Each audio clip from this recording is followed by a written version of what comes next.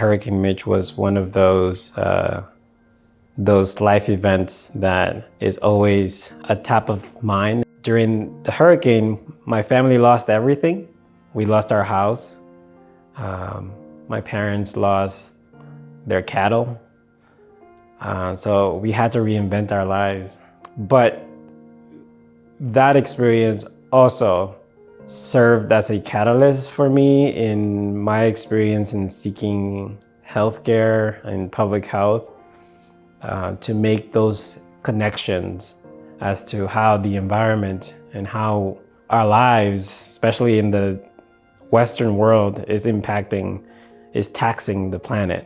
I had no plan to stay here. Art is like gave me this opportunity to come to United States to have an exhibit in Smithsonian. When I came to Smithsonian and then meeting Laura Bush and then had like many interview here, and then I become a little bit known through media, and then that is how the Taliban find about me, and then they was not happy what I'm doing as a woman.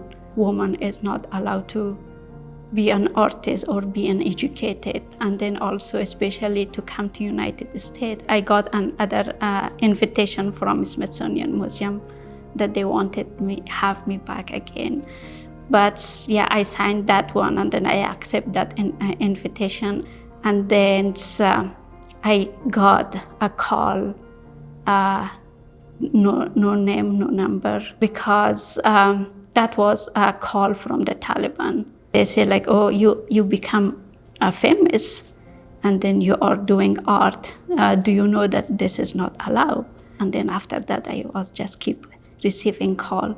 And then they warning me that like they will find me and then kill me, burn me on the street with all of my artwork. The second trip was not really fun for me because something was eating inside from inside. But still, I was here for 20 days.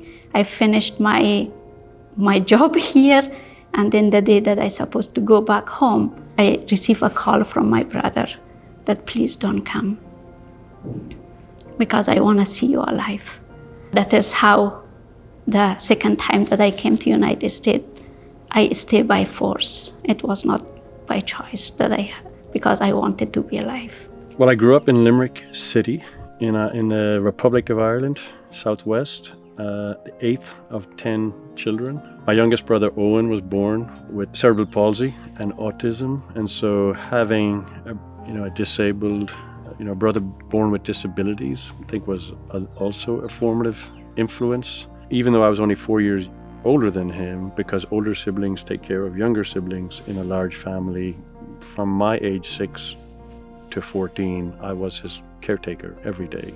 Get him out of bed, get him dressed, get him fed, put him on my bike, put him on the bus to school, and then the same at the other end of the day and so forth. And so it's important to say as well that it was a pretty normal childhood. And even looking after Owen, it just meant that he came along when I was playing with my friends after school and on the weekends and during the summer holidays. Like every day it was out of the house and go off with the friends. So there was a lot of joy and camaraderie and activity.